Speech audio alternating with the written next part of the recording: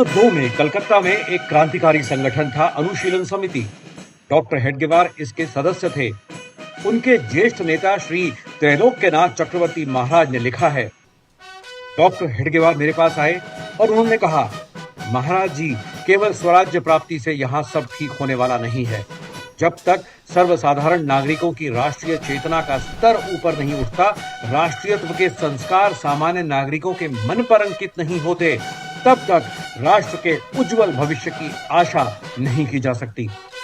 मुझे दुख हो रहा है कि ये विचार नेताओं के मन में आ ही नहीं रहा है। कभी कभी मुझे लगता है कि ये राष्ट्रीय चेतना का स्तर ऊंचा करने का काम करने की जिम्मेदारी मुझे ही तो नहीं उठानी पड़ेगी। प्रत्यक्ष रूप में राष्ट्रीय स्वयंसेवक संघ की स्थापना 1925 में हुई, परंतु उसके बहुत पहले से ही डॉक्टर हेडगेवार इस कार्य की शुरुआत कर चुके थे। वो जानते थे कि कार्य जब फलित स्वरूप में दिखाई देगा तो लोग अपने आप जुड़ते जाएंगे। विचार मानने वाला कौन है? एक आदमी है, डॉक्टर हेडगेवार। काम करने के लिए कौन निकला है? एक आदमी निकला है, डॉक्टर हेडगेवार। उसके पास पैसा कितना है?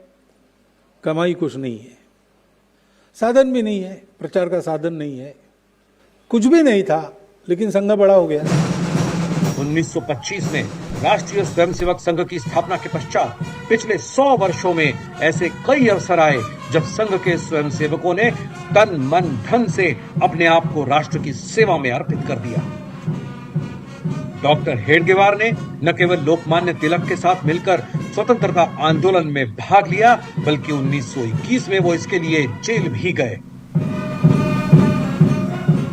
देश के विभाजन के समय भी संघ के हजारों स्वयंसेवक पश्चिमी पंजाब से आने वाले विस्थापितों की हर संभव मदद करते रहे। 1947 के बाद भी दादरा, नागर हवेली, गोवा और हैदराबाद को स्वतंत्र कराने में संघ के स्वयंसेवकों ने बड़ी भूमिका निभाई। 1947 में जब कश्मीर के राजा हरि सिंह भारत के साथ विलय के लिए तैयार नहीं हो रहे थे, तो सरदार वल्लभ भाई पटेल के कहने पर संघ के सरसंघ चालक गोलवलकर श्रीनगर गए और राजा हरि सिंह को भारत का हिस्सा बनने के लिए तैयार किया। 1963 में गणतंत्र दिवस परेड के अवसर पर देश की अधिकांश सेना मोर्चे पर तैनात थी। उसे बुलाया नहीं जा सकता था।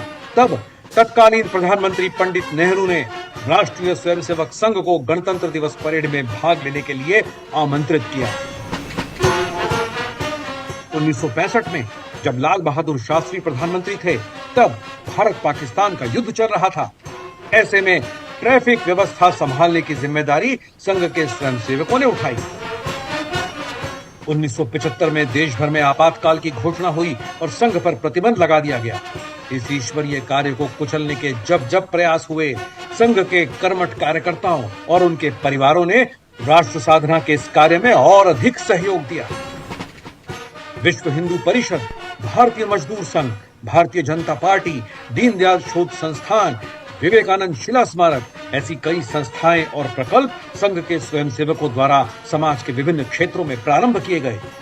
उन्हीं में से एक था अयोध्या में राम मंदिर के निर्माण के लिए एक लंबा संघर्ष, जो अंततः भव्य राम मंदिर के निर्माण के साथ संपन्न हुआ। गत 100 वर्षों में राष्ट्रीय स्वयंसेवक संघ राष्ट्र निर्माण में अपनी भूमिका को लेकर न केवल सजग है और निरंतर प्रयासरत है, अपितु जब जब देश पर संकट आए हैं अथवा प्राकृतिक आपदा का सामना करना पड़ा है, संघ के स्वयंसेवक सबसे पहले मदद के लिए पहुंचते हैं। राष्ट्र आराधना के इस पावन कार्य को करते हुए अब एक शताब्दी पूर्ण हो रही है और आज भी संघ कार्य का मंत्र वही है, राष्ट्राय स्वाहा राष्ट्राय इदम नमम, यानी जो कुछ है वो देश के लिए है, राष्ट्र के लिए है।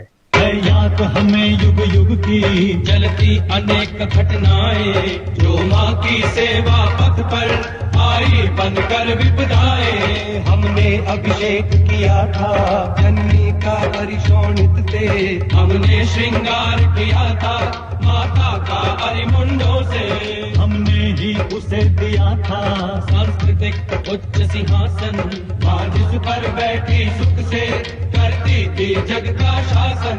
अब काल चक्र की गति से वह टूट गया सिंहासन, अपना तन मन धन देकर हम करे राष्ट्र आराधन, हम करे करे राष्ट्र आराधन, हम करे राष्ट्र आराधन।